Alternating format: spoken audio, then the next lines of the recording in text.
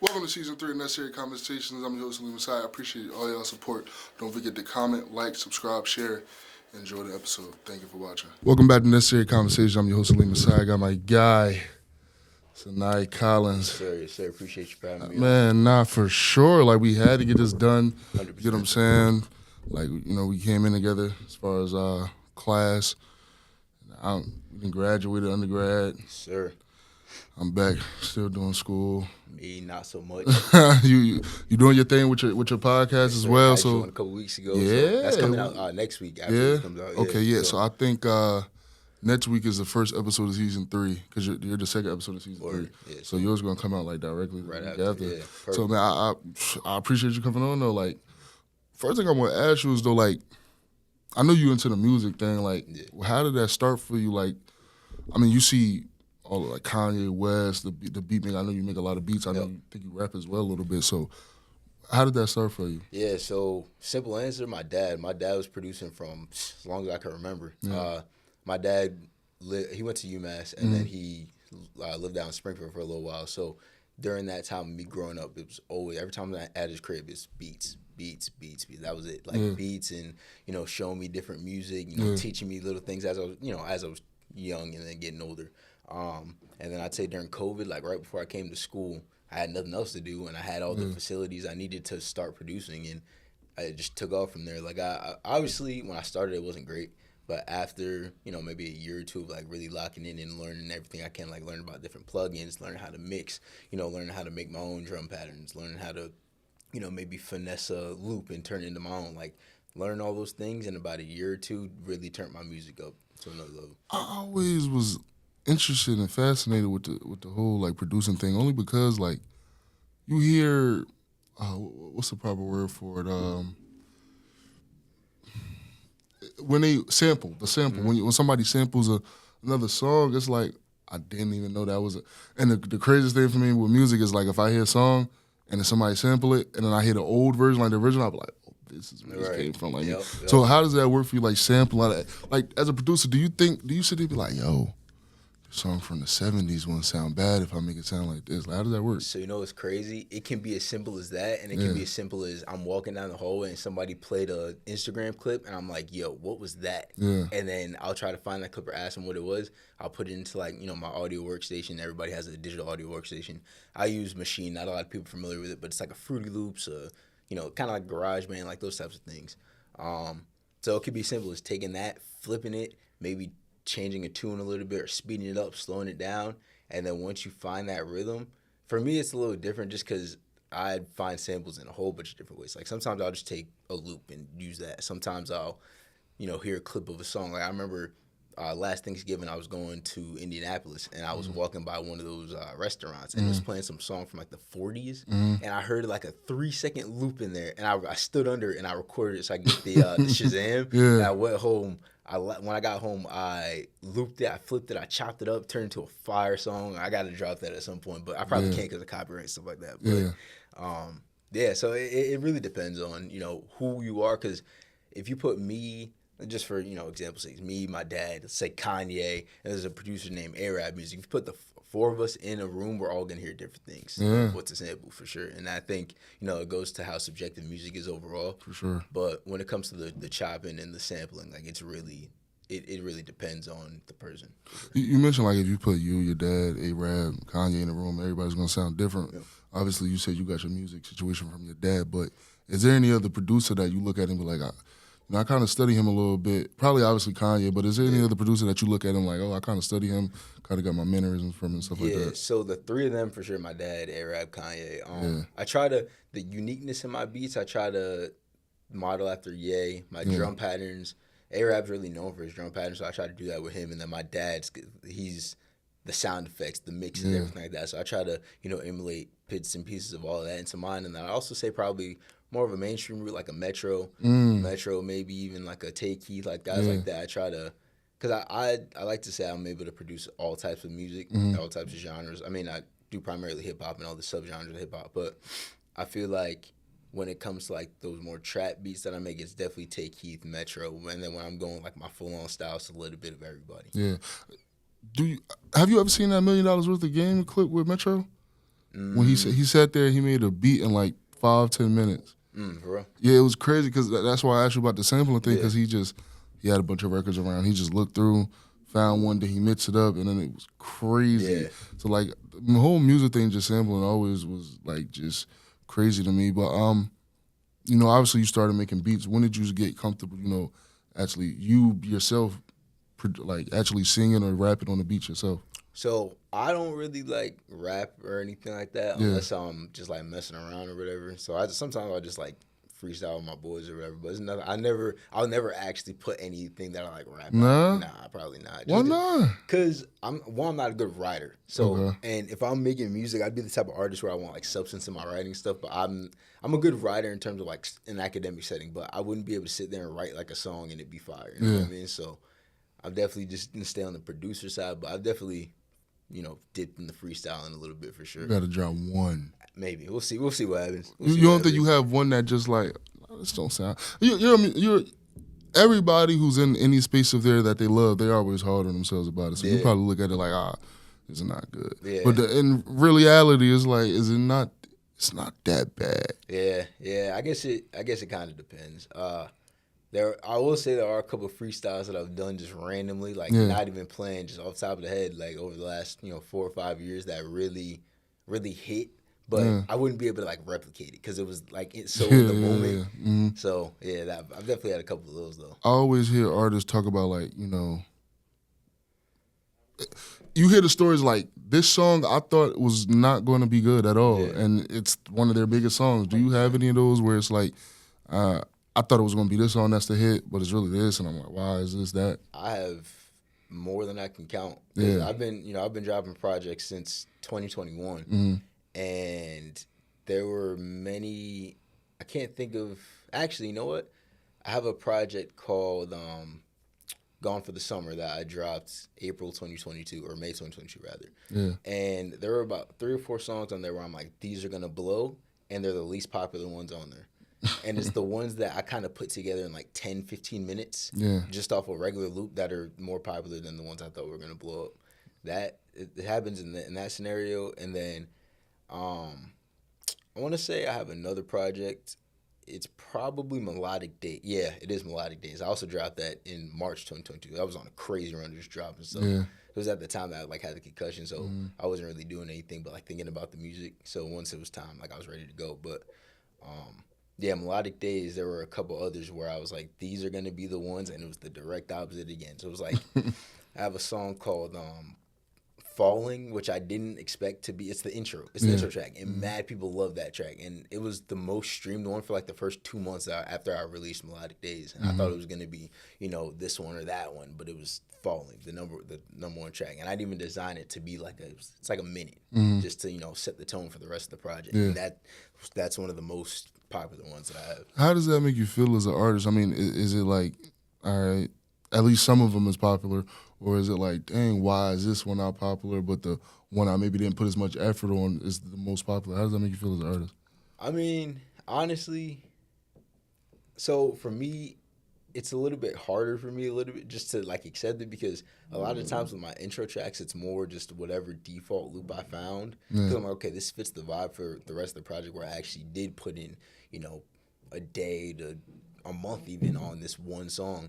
And so when one that I didn't either I didn't create at all and I just, have it for the sake of it being an intro or an outro or whatever, versus one that I put in all the time, it's like, come on, why is that? Like, why is that the vibe, So it makes you adapt though. That's the thing. Like it makes you want to be like, okay, how can I take this loop but make it my own or make it better? And kind of not replicate it necessarily, but use certain elements that I think it's kind of like a science in a way. Like you want to see listen to every single element of a instrumental and see what you can do to make it better, or how you can take that concept but make it your own and make it even better. For sure. So I mean, for me, it's a little bit of everything. Like, it's kind of annoying in a way because I'm like, damn, like I put in all this time for this one track, but this is the one that's going crazy. Or, the other side of me is like, okay, cool. So that went crazy. So let me make my own version of that. But better.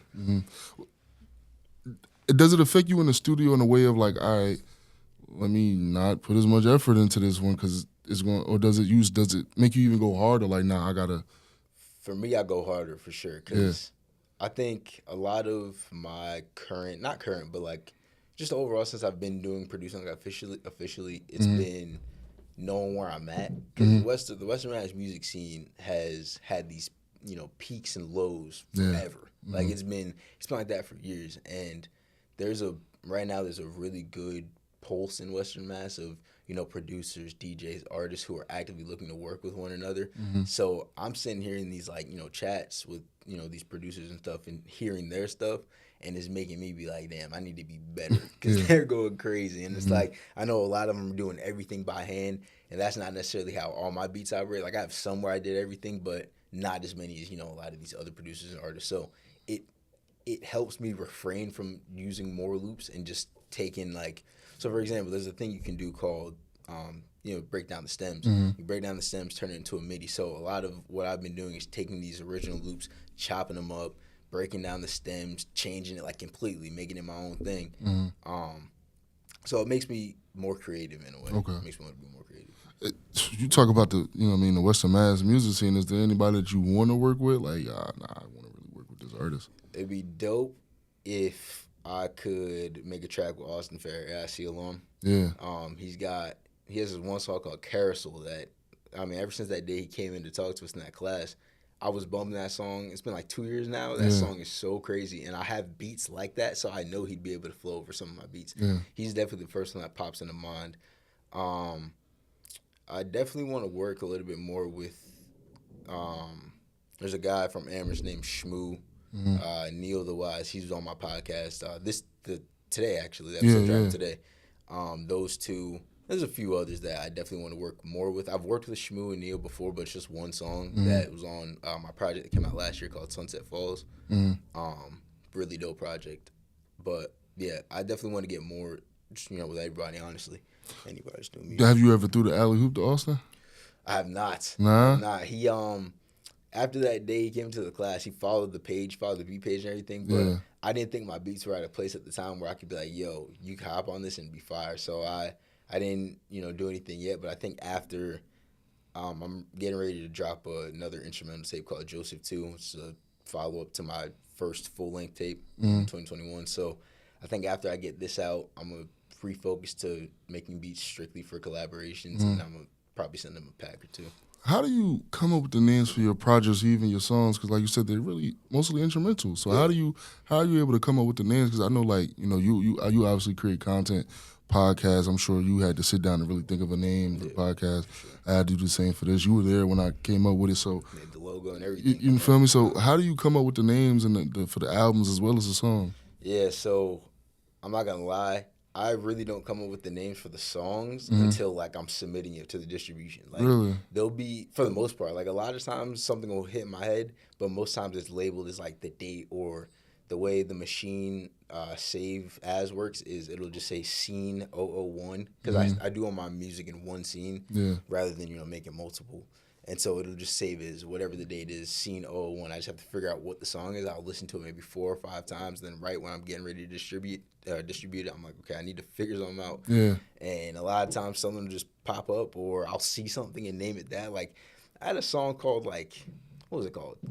Like, it's like a hand sanitizer brand. It's like, I didn't know what to name it. And I just went with it.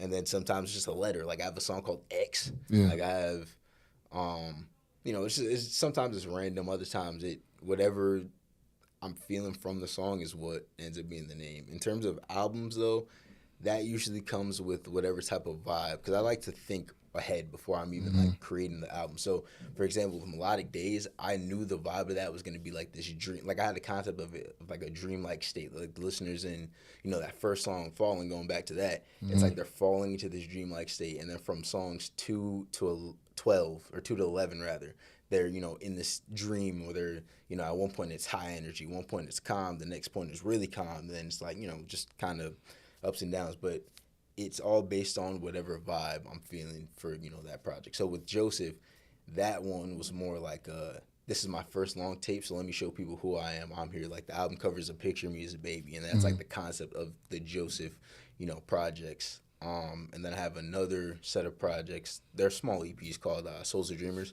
So I have Soldier Dreamers 1 through 3. 1 was the first thing I actually ever released on, streaming platform. There was a project before that, but I deleted that immediately. Like, this is not, this is not it. So, yeah, Soldier Dreamers was the first one. That came from me knowing it's an R&B heavy tape, and I didn't have any idea really what to name it because I knew soul. I wanted souls in there, and it felt like, again, kind of like dreams. And I was talking to my dad, and he was like, "What about like Dreamers or something like that?" And I sat with it for a minute. I was like, "I think it's gonna be Souls of Dreamers." Yeah. So it really comes down to just brainstorming and whatever the overall sound and the vibe of the songs are. And once I have all that figured out, then this usually comes the artwork and the title. Joseph, is that like somebody in your family or what is that? So Joseph is my middle name. Okay. I was named after my great grandfather on my mom's side. Mm-hmm. So everybody on my dad's side, funnily enough, not everybody, but a lot of people call me CJ. It was like my great grandfather, my great grandmother. Yeah. My grandmother sometimes, a few other people, they all call me CJ. So, I thought Joseph would be a fire thing, especially because it was kind of, it's something I wasn't really using or identifying by too much unless it was them, but it fit. And I was like, I want to use a baby picture for this because I dropped a single before that for the song called Keep Me Waiting, I think it is. And for whatever reason, this picture of me standing in a parking lot, I was like 2. I was like, this is perfect. Yeah. So I threw that on there. And then I was like, you know what? I need to stick with continuity. And I found this other picture of me, probably a little bit younger. And I was like, this is perfect. So how often do you go back and look at other music and be like, oh, I forgot I dropped this? Or you remember the process? Like, damn, I remember I couldn't even, I was struggling with this beat so much. And that was, you know what I mean? How often does that happen? Just about every day. Yeah. I think about my music all the time because I think about my music and my podcast. Those are the 2 things I think about the most. For sure. And the music, it's like, I just remember where I was and where I am now. Like, there was a point in time where I would just sit there and just, like, come up with the most atrocious drum pattern you've ever heard in your life. And it's like, now I could come up with probably hype myself up a little bit, but one of the craziest drum patterns you could hear in like 10 minutes if I wanted to. So it's like I look back at times where I was only using loops, like drum patterns included, but now for the most part, like most of my beats 95% of my beats are my drums and my chops, my loops, stuff like that. So yeah. I mean, we talked about the music, but I want to talk about obviously Cenai as the person. Like you mentioned like podcast music, so you really think about. What else does Cenai do outside of that?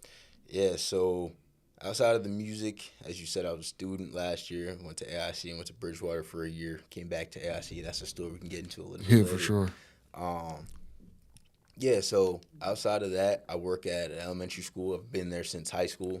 I work for the after-school program. I have crazy bonds with a lot of the kids, a lot of the families, and it's one of my favorite things to do, honestly. I didn't think I'd be there as long as I am, but I think it's just each year I've found another thing to love about being in that environment. So I'm there every day, except for Fridays usually. Today I'm there because they have a half day at school, so I'll be there for that for the first half. Also a big sports guy, obviously, football, basketball, preferably college. I always say college is better than the NFL. People love to fight me on that. But no, it is. It yeah. is. Especially watching it. Exactly. So, yeah, big football guy, Ohio State fan. Patriots fan.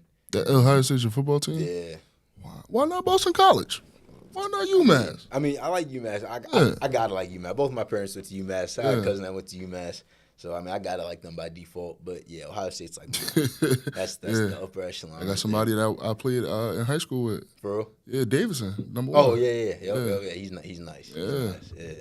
So yeah, and then I'm in the gym pretty much every day except for the weekend, going crazy because once I stopped playing football, I just had to redirect all that energy into something else, and that was the gym and the podcast and my music. So yeah, that's me outside of that. I enjoy just being around my people.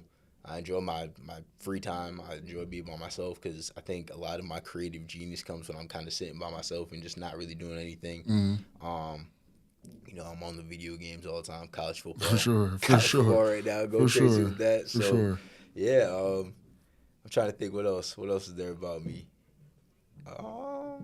Yeah, I think that's about it. Yeah. Yeah, music, football, gym, working at the school with the kids, family guy, friend. A lot of being around my friends. Yeah, I think that's about it. on the video game aspect, like college football out, it's a lot of bugs. Yeah, I'm just happy to have it, yeah, especially with the yeah, real guys. 100%.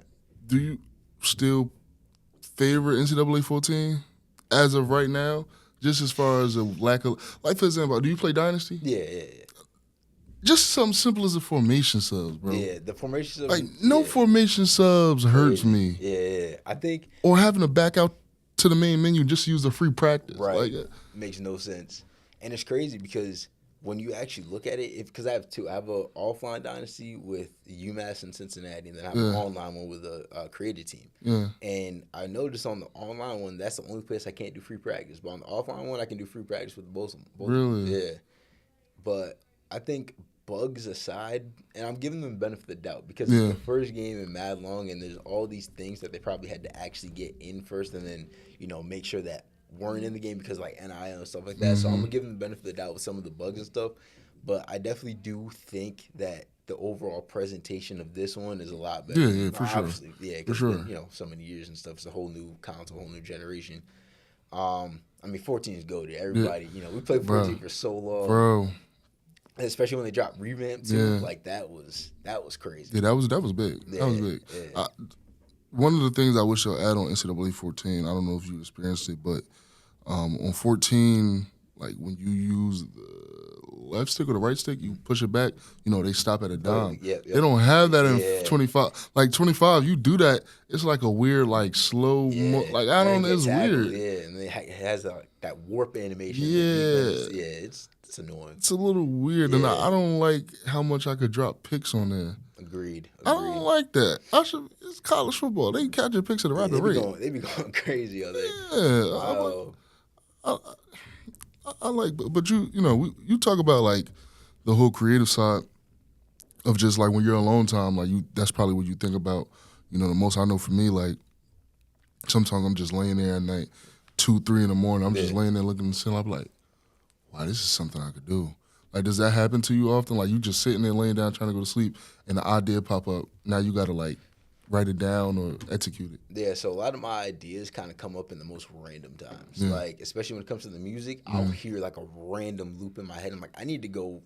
So in my audio recordings, I have maybe 7 or 8 recent notes of me just, like, not even a pattern I've ever heard before or anything, but something that just came in my head. I have them in my phone, so that way when next time I go, hit my studio, I can try and replicate it. But sometimes it'd be so hard because it's like I don't even know how to make whatever I just heard. Yeah. So that happens a lot, and then a lot of times when I'm just playing the game, like it happens. I might hear like how they have the fight songs.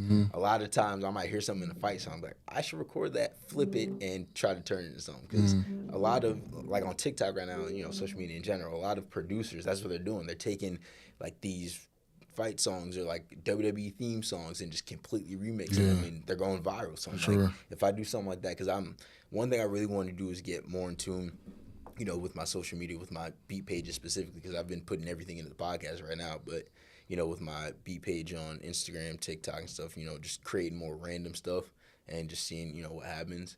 But yeah, a lot of my best ideas have come when I'm either just playing a game or when I'm just doing whatever and something just pops in my head and I just put it down on my phone. That's usually. What do you think is the longest time it took you to make a song? Like you just sitting there. Longest time it took me to make a song? Probably like a month and a half, maybe 2 months. Really? It's so... I think what a lot of people don't realize with production and just like making music in general is people make 6, 7, 8 versions of the same song before they think it's actually what they want it to be. I have a song called Honorable. It's on Now or Never. That also came out in 2022. Like it's a crazy run. 2022. For sure. But yeah, and I have a song called Honorable on there. And I had been working, so that song came out officially 2022. I had been working on that song from July 2020, and I finished it November 2021 because I had made 5 different versions of it. I had no idea what I really wanted it to sound like because a lot of the instrumentation was so intricate, and I was like, there's something about this that I don't like, and I think I started it too early because I wasn't at that level yet where I was able to be like, you know what? Let me chop this up. Let me slow it down. Let me add a whole different type of vibe to it. So initially I was going for like to have it just be a instrumental beat that nobody could rap over, because there's a lot of times you need to have spaces for people to jump in, jump out, choruses, things like that, hooks, everything. So I kind of decided to look at it in a whole new way. Like, I didn't look at that beat for about 4 months. I just left it alone. And I looked at it with, a new set of eyes, and I was like, what would it sound like if J. Cole was on this? And that's what helped me flip it, change it, slow it down, add new drums, and it's perfect. Now, why J. Cole? It's something about the instrumentation. There's a lot of horns in it. There's a lot of kind of like marching band elements to it, and Cole has a lot of marching band elements in his music. So I think when a lot of people hear that song, you think of Cole for sure, because that's what I think of every time. Did it what made you say, now this is the final version? This is what I've been looking for. Did you already have something in mind? Was it a feeling? Like, what was it to make you say this is the one? It was a feeling. I remember to this day, I was in Magna in my room.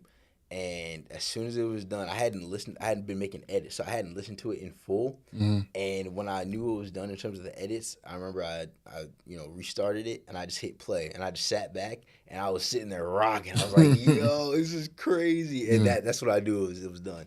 Yeah. So, who's your top? I'm gonna say, give me your top 5 producers. We're gonna say all time. All time. Oh, damn. All time. All right. So I'm not going to do an order, but I'll give you 5. So I think A-Rab is up there easily. For sure. A-Rab, I'm going to say probably Pete Rock. I'm going to say, damn, I see his face. I can't. Oh, Premier, DJ Premier. RZA. And who's my 5th? I'm probably missing so many people. You got Kanye. You got Timbaland. You got Just Blaze. Yeah. I think I'm going to say Ye or Timbo at that 5 spot. I think that's it for me personally. Because, again, music is so subjective, so somebody's going to hear that and be like, he doesn't know what he's talking about. That's okay. Okay. Who's your top 5 artists all time, you think? All-time artists? Okay, well, I think Nas is heavily underrated. I think he should be up there for sure. So when we're talking artists, you mean like lyricists overall or just everything? Just your choice, whatever you like. All right, so I definitely think Nas is up there. I think Cole is up there for sure. I know a lot of people feel kind of indifferent toward Cole right now just because of the whole Drake and Kendrick thing. Kendrick is up there. As an artist, Drake is up there for sure. And was that 4? Yeah. Again, I can't pick one, but I'm going to say either Wayne, Ye, or Big, probably. Or Pac, one of them. Yeah. One of them for sure. I mean, you mentioned the J. Cole thing. I didn't have a problem with stepping out the beef, man. Yeah. Like, people talk so much about, minding your business, staying out of things. Like, okay, cool, he mentioned them, but look how this Drake and look how the Drake thing. It got crazy. You don't want nobody pulling out your cards and your skeletons in the closet. So you go away. But speaking on that, I have a thought, and I hope this thought is true because it's gonna blow up. Drake got to come out with Kendrick at the Super Bowl. He just got to. Oh, yeah. I see it. I can see it. He got to. Especially with the rumors that they had a whole conversation before the music even came out. I'm like, okay, this is clearly something else that people are, because people have all their theories about what it really was. Was it really Kendrick versus Drake? Do they really hate each other? Are they boys? Or is this like publicity stunt? Like everything like that. So I think I could see it happening for sure, and I think more people wouldn't be shocked by it than people that would be shocked. You think so? I think so. I hope. Remember when Takeoff and Offset came out on BET Awards? It's gonna be crazier than that. Yeah, it's gonna be the craziest BET. It's gonna be the craziest Super Bowl ever. Exactly, especially because it's two people that people regard as some of the best artists ever, and not even ever, but like in the world right now for sure. So I think something like that would rock the foundation of hip hop, especially because a lot of people are viewing the Drake versus Kendrick thing as a culture war. Like, Kendrick's fighting for, people that are actually a part of black culture and a part of, who are meant to embrace hip hop versus, the other side of it, which, to me, I just consume all the music. For sure, if it's fire to me, I'm listening to it. Like, that's just how it goes for me. I'm probably the only one, but I haven't listened to any of the diss tracks. Oh, really? None of them, That's bro. crazy. I heard just what is it? Not Like Us, just not like. I heard that on the radio or just little samples on Instagram. But like really sit down, play it. I haven't listened to it yet, bro. I think so. For me, I wasn't even like picking sides. I was literally like, I was one of the few people to be like, "Yo, we're getting consistent music from Drake and Kendrick right now." For sure. Like I was locked in, bro. I was listening to everything, like keeping up with every single release. And I would tell you that night when Drake dropped Family Matters and then Kendrick 5 minutes later dropped Meet the Grams, I'm going to remember that for the rest of my life. He dropped it 5 minutes later? 5 minutes. The video came out 5 minutes. Kendrick was out on Instagram with Meet the Grams. He ain't make that in 5 minutes. Nah, he already had that. He had it loaded. He was ready. He had that in the clip. It was crazy. 5 minutes. Like, and when you think about it from a marketing standpoint, it even give Drake time for that to like really hit the algorithm. Like people heard it, yeah, but as soon as you refresh, as soon as you hear that, now you got to go listen to this. Exactly, and he was killing. Like they both had some solid jabs at one another, but Meet the Grams was crazy. I think he. All I know is that Drake said he was a woman beater essentially. Yeah, and Kendrick said he's a pedophile essentially. Yep. I don't know. The thing about it, I said they both lost points for that because like there's no actual proof of either thing. Yeah. So it's like they're out there just saying stuff. So it's like there's only so much because I feel like when you're trying to win something like that, if that's really what it was, if they really were beefing, like you got to have all the credibility in the world. Like, sure. You have to make sure all those things are back because those are two insane things to say, especially if they're not true. So. That was the side of it that I tried to stay away from. Like I'm like, just give me the music, let me hear what I'm hearing, and yeah. Nah, it's definitely crazy. I might be asking for too much for this, but I think Drake, Jay-Z, Lil Wayne, and Kendrick on the stage at the same time Super Bowl. Because I think Kendrick got the song with Jay-Z, the "Don't Kill My Vibe." This is the remix. Yeah. Drake got "Poetic Justice" with Kendrick. Yep.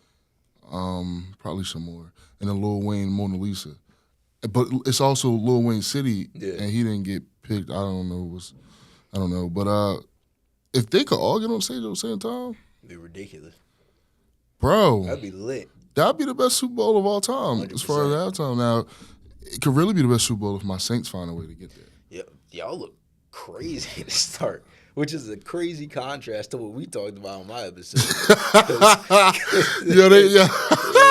Yeah, it's gonna be completely different. Yeah. It's gonna be completely different. But I tell you,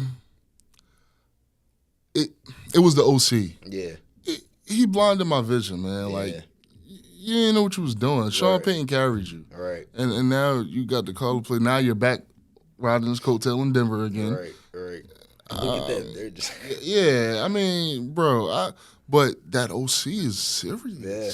That OC is serious. But the first week Panthers, I'm like, okay, it's the Panthers. Right. Everybody's like, y'all look good, 40 points. Right. Yeah, word. Do that against the Cowboys. Right. Then we did it against the Cowboys. Right. Then I'm like, oh. Right. But then I can't still get excited because it's the Eagles. I know they got the starting safety that we had, Chauncey Gardner-Johnson. I know they had the linebacker, which we drafted and played him for years. Yeah. Just like, we're just only going to blitz you. Now the Eagles got him covering, running sideline to sideline. Right.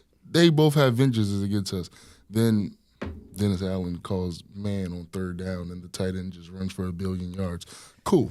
So, I mean, they bother me, but Colorado. Colorado. Them boys is... I know you seen that Hail Mary. That Hail Mary was crazy. I know you seen that Hail Mary. He said, I just threw it up to God. Yo, bro, you got to though. Like you got to because he's getting killed all game. Yeah. I mean, I'll put it to you like this. I love Tyler Brown. I don't know if you know who that is. He's a starting guard. 56.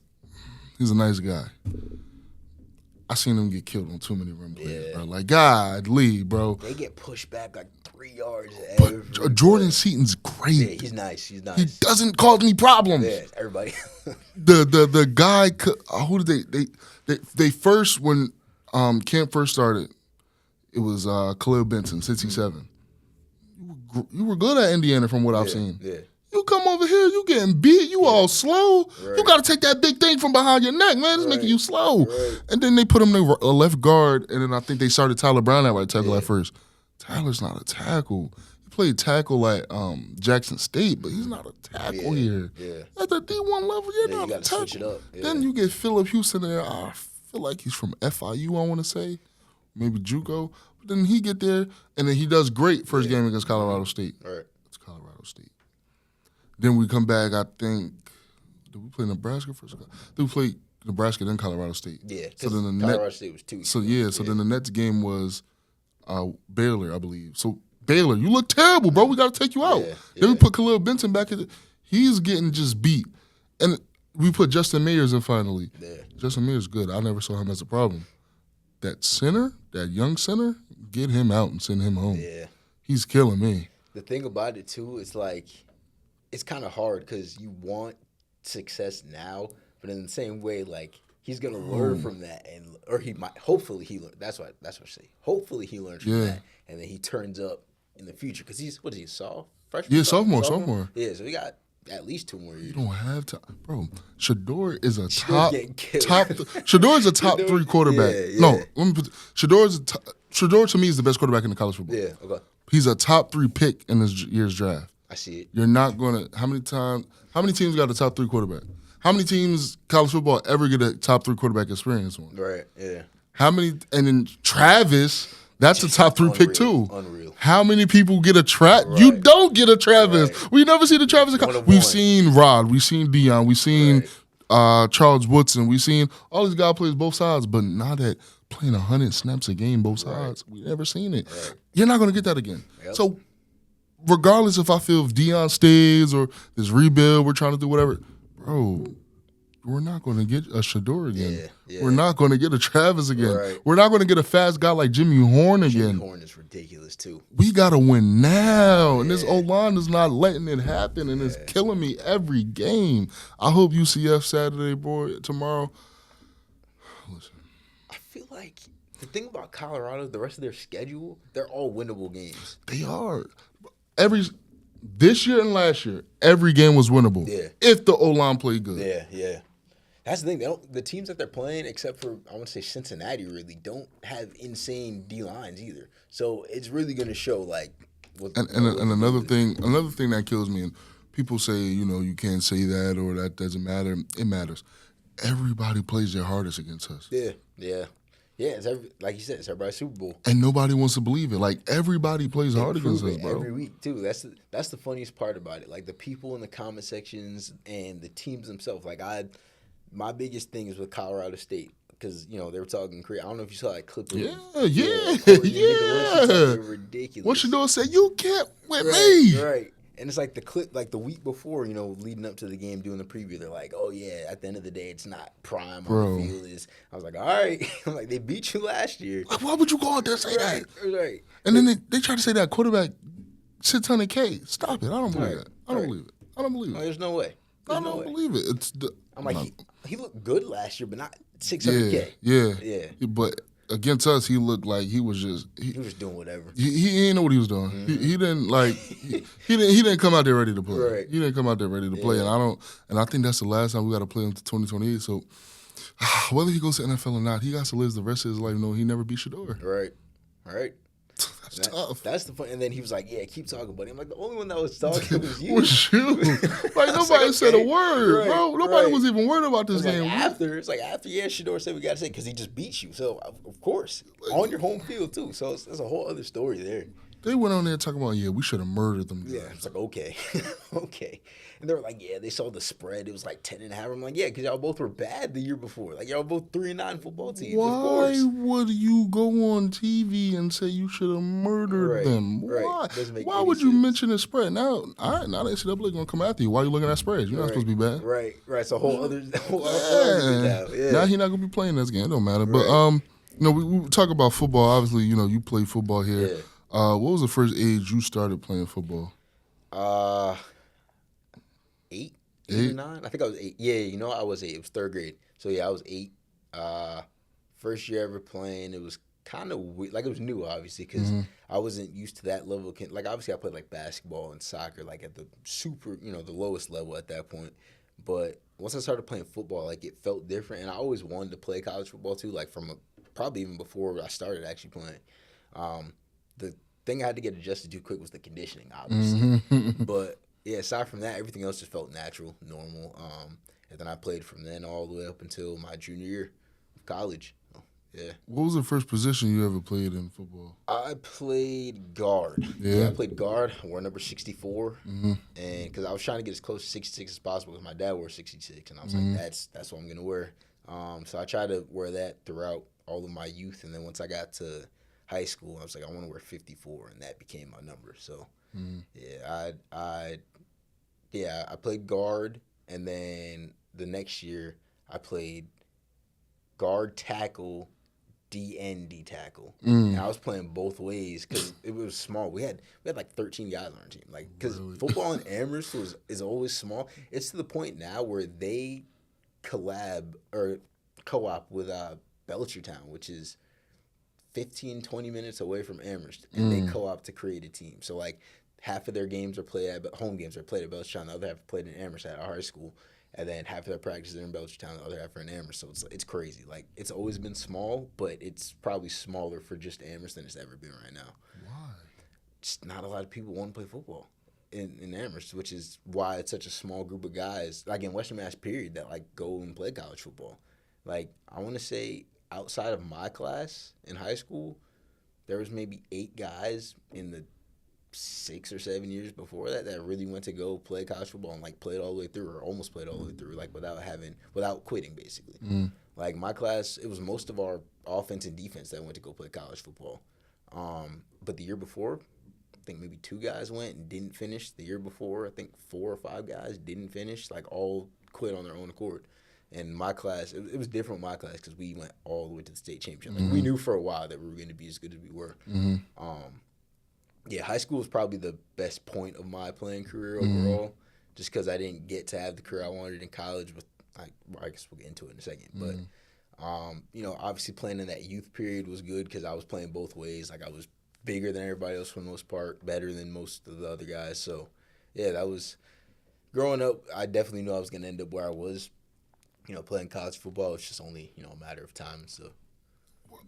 Is it people don't want to play football, or is it they play another sport? What? So, out of the people I know, it was a mix because a lot of people, Amherst is more of like it's Amherst, so it's like an ultimate town. Like everybody's playing ultimate or basketball, or soccer, anything but football essentially. Yeah. So, like when I was younger, it was a small group of guys that were even aware that there was Amherst football, basically, like for my age, essentially. Yeah. And yeah, it just, I guess not a lot of parents also didn't want their kids to be playing football too, which, now that's a whole other issue than it was back then. For sure. Because this is, we're talking about 2010 right now. So 2010 to 2014 is when I was in like the youth team, and then high school obviously was after that. But yeah, I guess it just wasn't as big for like the younger group because like the older guys, they had a lot of guys, and that group of guys were really good, and so I think them being as good as they were also helped more people wanting to play, like more of their friends and stuff like that. But yeah, for my group, it was never that many guys. Like when I started high school, we had 5 guys, 5 freshmen. What? Yeah. See, I couldn't even play freshman football. No, we played JV, right? It was 7s, but 1 lineman. So most of the time it was me versus whoever the other towns would bring. I remember one time we played East Hampton or Ludlow on like a holiday. It was like a Monday, random Monday, like 11 a.m. And we did 7s, and then the line were full contact, and that was it. That's how we played JV for that year. We played 1 regular JV game. It was at the end of the season.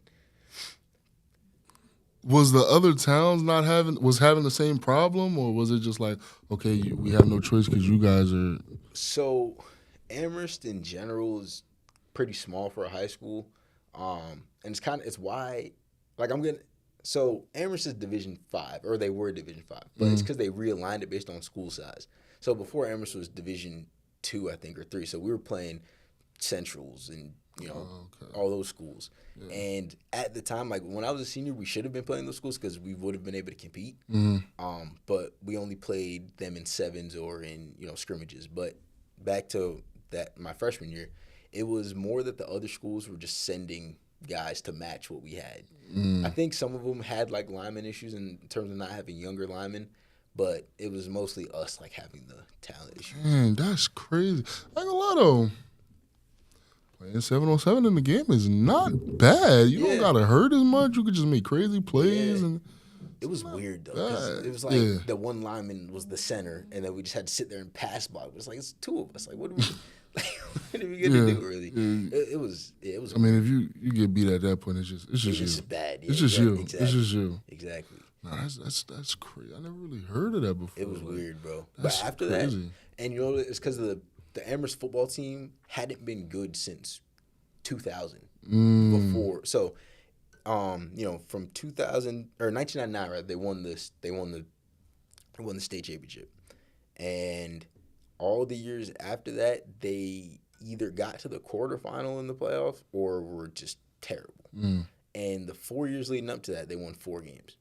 So they got rid of that coach, or that coach went to go coach in college somewhere.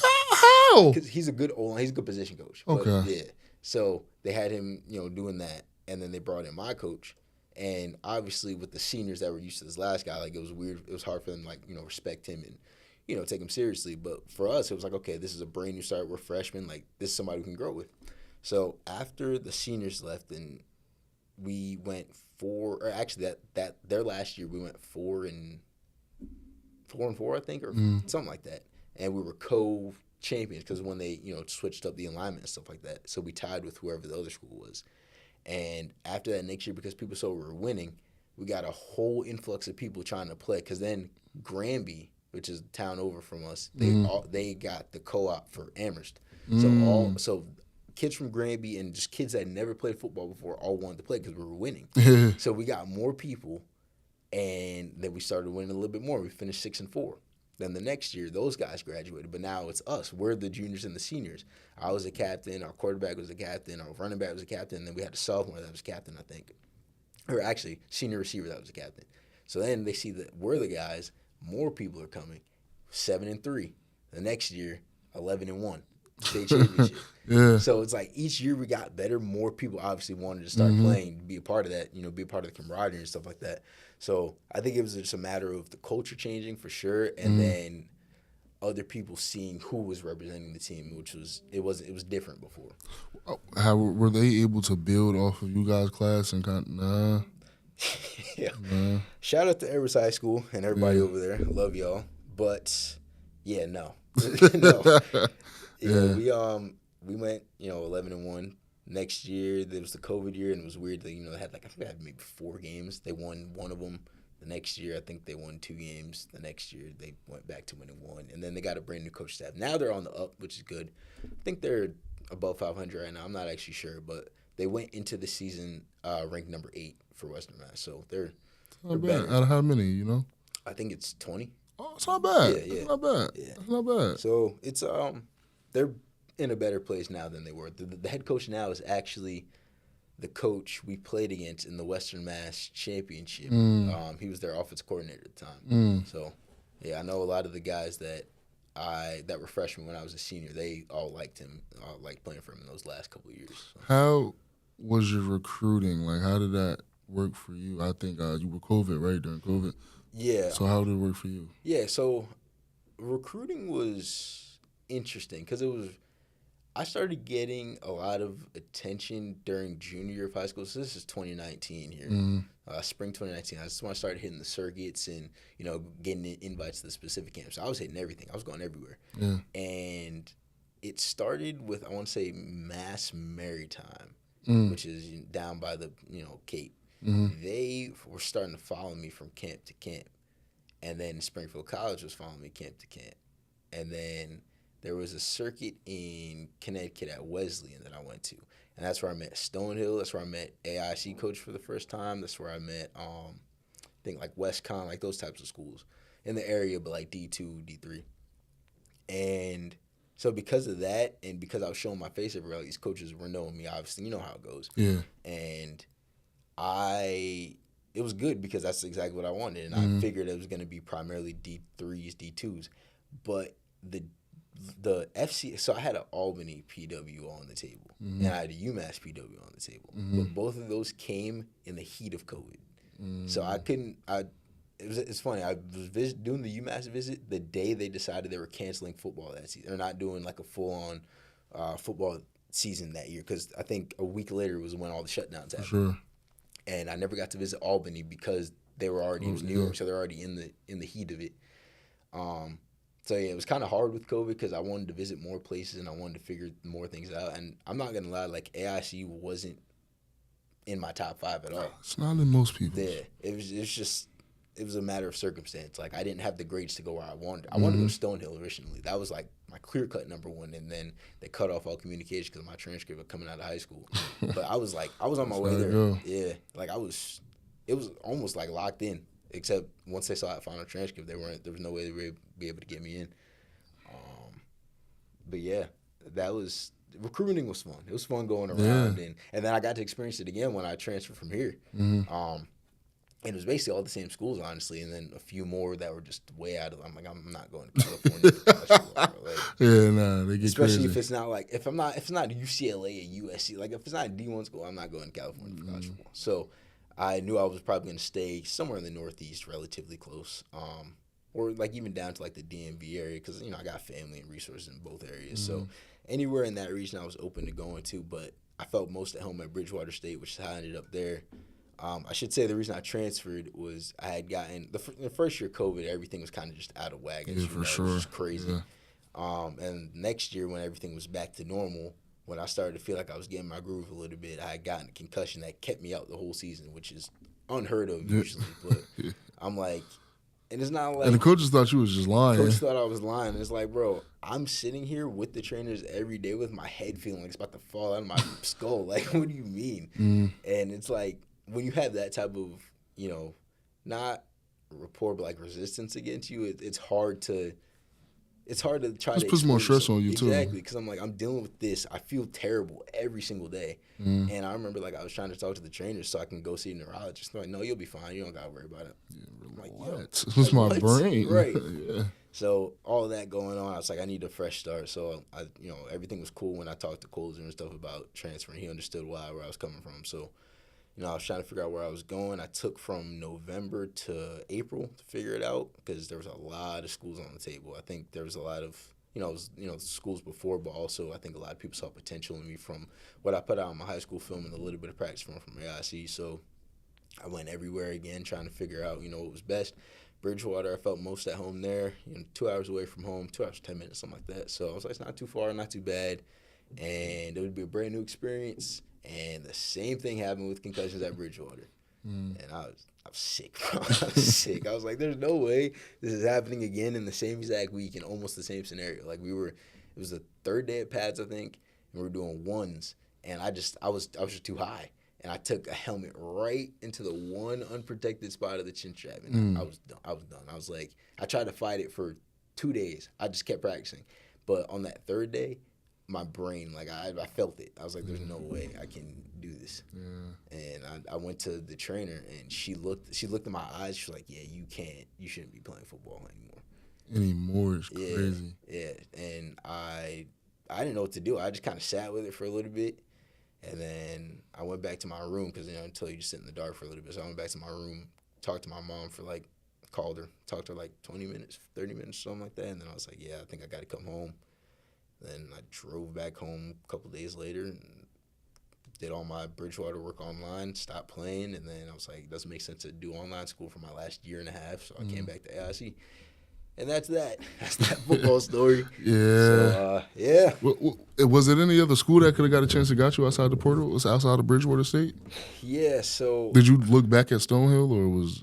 So I looked back at Stonehill, but they didn't reach back out to me because that's when they were moving to D1. Too. Okay, so yeah. They had a whole new, group of recruits. Same coaching staff and everything, though, minus the one that was recruiting me, but everybody else is the same. Because I think he's at Kansas or Texas Tech, something like that. Really? Like running back coach, something like that. That's yeah, crazy. Insane.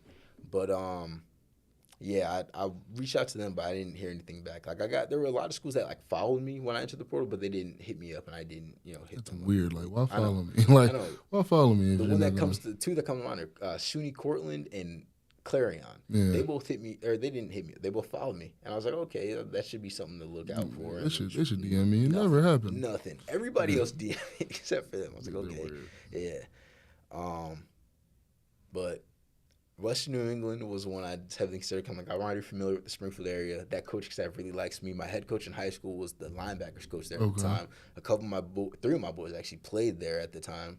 I think they're still there now. One of them's still there now. So I was like, that'd be a good spot. But something about Bridgewater was calling me over there, so I ended up going with Bridgewater. Yeah.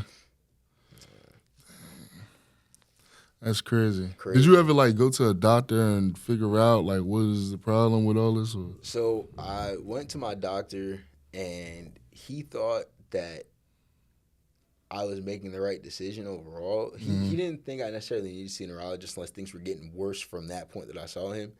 I don't understand the point of not like, bro.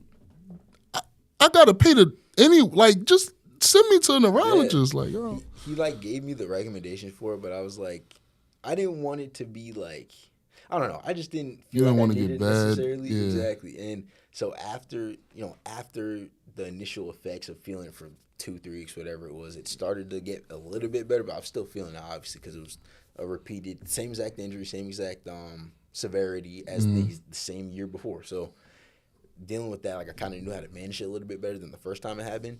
So I just kind of made a decision to just let it rock, just chill, see what happens, and gradually started getting a little bit better. And then because the thing was, when you have a concussion like that, you can't really lift. Like I would try to lift minor, and it would just go back to my head. Like I'd feel, because a lot of the pain I was feeling was in my neck from the head injury, obviously. So you couldn't lift at all, and I was just laying in my couch waiting for work and school and stuff to start back up. And then once that was all good and I felt like I was ready to go, went back to the gym like super minor. And that's when I was like, okay, all this energy that I put toward football, I'm putting it to the gym and changed my whole physique. Because going into Bridgewater, I was 255 and now I'm 214 right now. So really changed everything up. Tried to get better. I got down to 196 actually. I'm like, this feels nuts. So I was like, let me go back up a little bit. Yeah. So trying to stay in that 205, 210 range, really, but 214, I'm not mad at that either. Obviously, we graduated. You graduated with a communication degree, or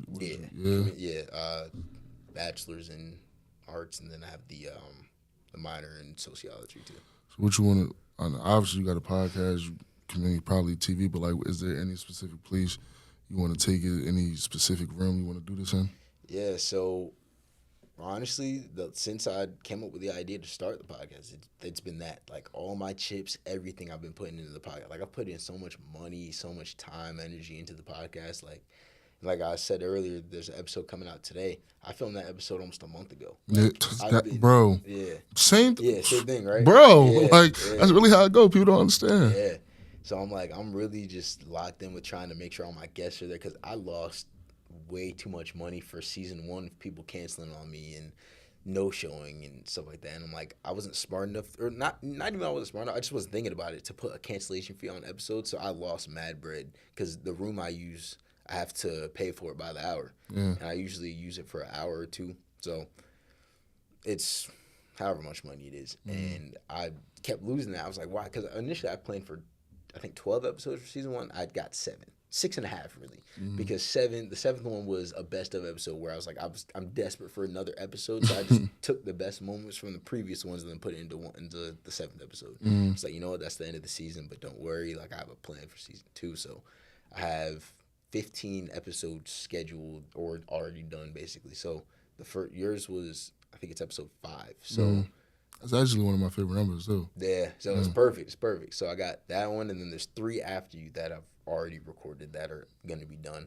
I have another one tomorrow, which is going to be one of the 3, and then I have 4 or 5 more guests. I just need to figure out what day it is. So it's really the podcast. That's really where everything's been going into. I have this like 5-year plan for it and everything, so it's really the podcast. This is kind of like the last question for you. I want to get you out of here. Like, obviously, you got the podcast, you got everything going, but like, is there anything specific of where you like you said, you got the 5-year plan. Like Shannon Sharp, Club Shay Shay, Stephen A. Smith. Obviously, you love sports.